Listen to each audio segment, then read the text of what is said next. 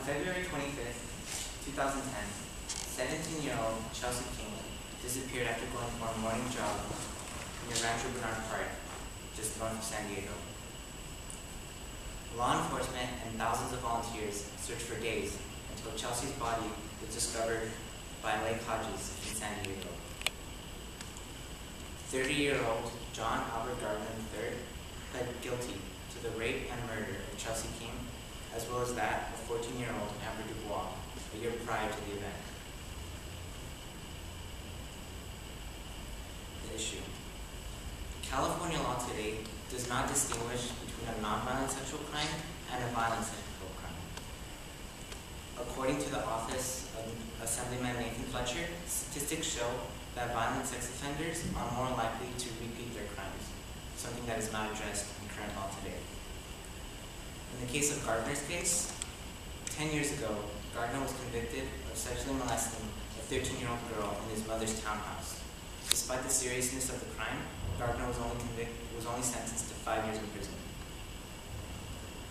Another issue that needs to be addressed is the loitering of sex offenders in public parks. Again, in Gardner's case, evidence showed that Gardner had been loitering around Rancho Bernard Park for weeks before the actual murder of Chelsea King.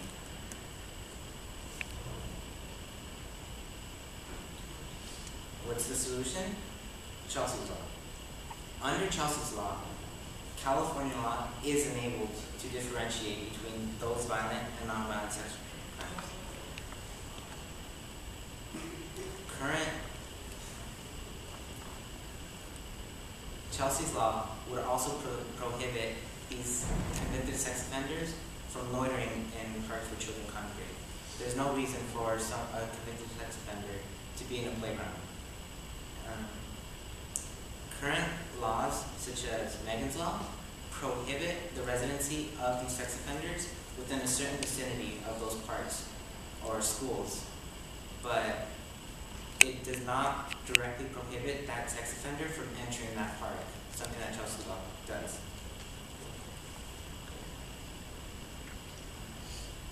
According to the report to the nation on forcible rapes, 1.3 women in the United States are raped every minute, 78 every hour, almost 2,000 every day, almost 60,000 every month, and a total of 683,000 every year.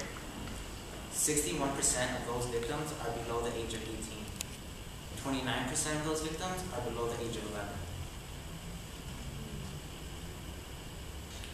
Specifically, Chelsea's law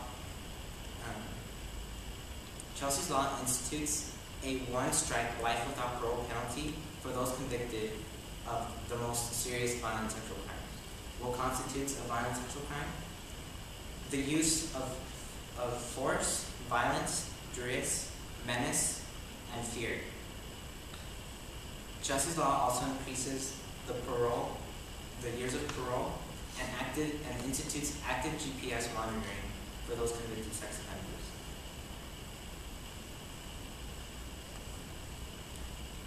Chelsea's law also includes upgrades to the Megan's Law website, which will enable local law enforcement and community members to better distinguish the dangers that convicted sex offenders possess to their neighborhood. Chelsea's law also includes an increase of funding towards outreach. A lot of cases of incest and rape in rural communities go unreported. Chelsea's law would include implementation of outreach programs that would cover people that otherwise aren't protected under things like that.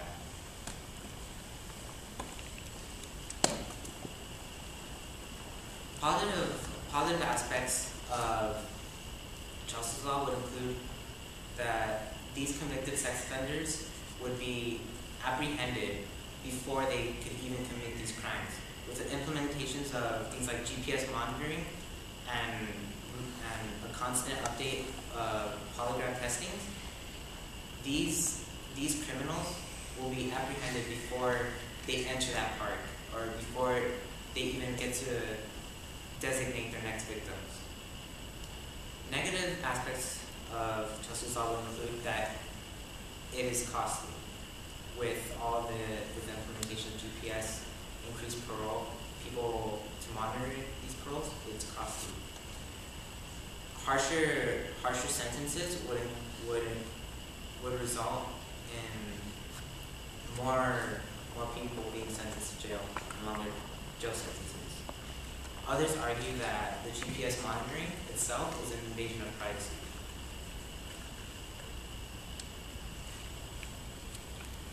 The fiscal analysis. According to the Assembly of Appropriations, Chelsea's Assembly Bill 1844 is estimated to cost within the tens of millions of dollars within the decade. Costs cover longer prison terms, lifetime parole sentences, and increased parole revisions for those not sentenced to lifetime. Organizations in support of Chelsea's law include the California State Sheriff's Association, the Crime Victims United of California Association, and the Peace Officers Research Association of California. As sheriffs, naturally, they want to see criminals apprehended and put in jail. As victims of these crimes themselves, they too would like to see that these sex offenders are not given the opportunity to recommit their crimes.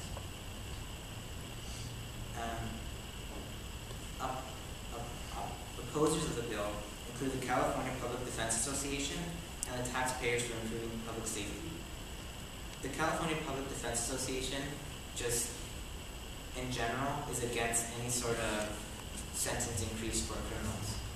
And the Taxpayers for Improving Public Safety argue that the bill is too costly and a waste of resources. We're excited. And I would like to thank Denora, Dennis, Larissa, everyone in the Office of Lieutenant Governor for helping me with my internship, and I would like to thank Upward Bound for facilitating my internship.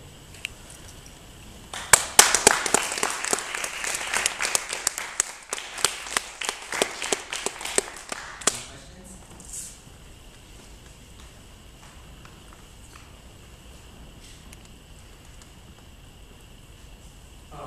So the whole GPS part of the bill, will that be going against privacy, like the whole privacy concerns?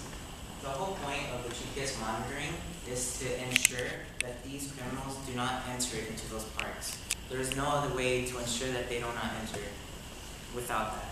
The second that criminal steps onto that park, law enforcement agencies will be notified and he will be apprehended.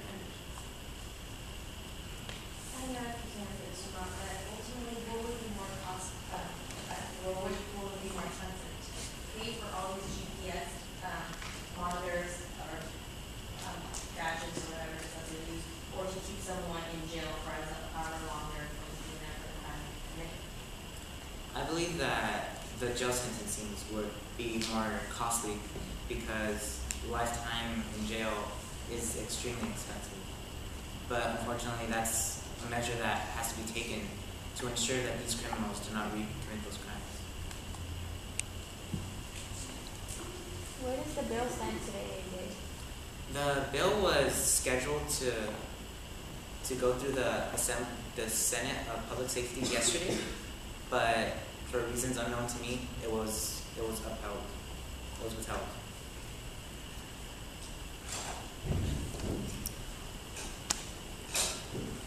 Alright, does anyone disagree with the whole life sentencing because the lack of prison space?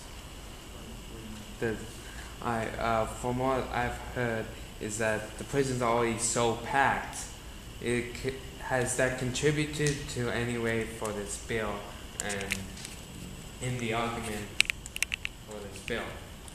Yeah, well, in the congestion of prisons is an argument towards any bill that includes increased sentencing, naturally. But